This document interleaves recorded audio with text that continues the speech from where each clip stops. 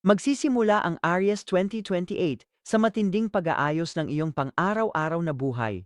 Sa simula ng taon, suriin ang iyong mga gawain, gawi sa trabaho, at ang iyong paggamit ng oras at lakas. Maaari kang maudyok na mag-organisa ng proyekto, ayusin ang mga tungkulin, at mag-focus sa mga praktikal na pagbabagong magpapagaan ng buhay.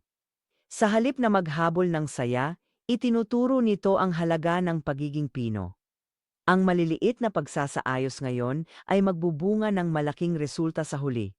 Sa paglipas ng mga buwan, lalago ito gamit ang kooperasyon at ugnayan.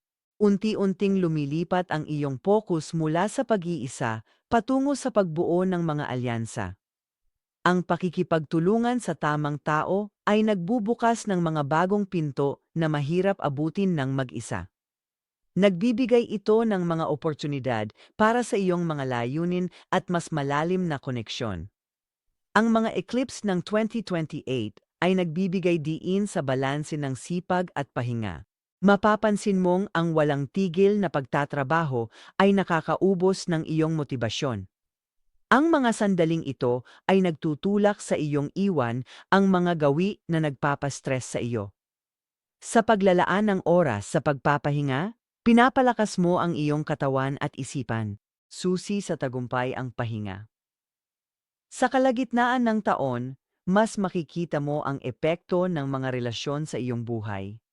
Malalaman mo kung sino ang nakakatulong o nakakaubos ng iyong lakas. Ang paglalagay ng hangganan ay makakatulong sa pagpapanatili ng balanse at kalayaan.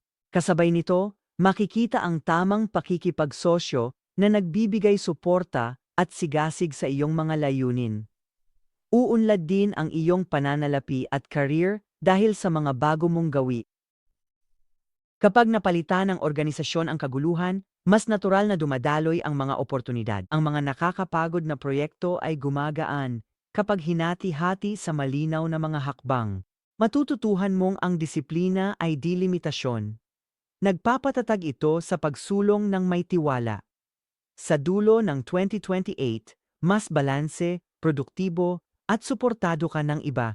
Sinasabing, ang paglago ay hindi laging mula sa biglaang pagbabago. Kadalasan, ito ay bunga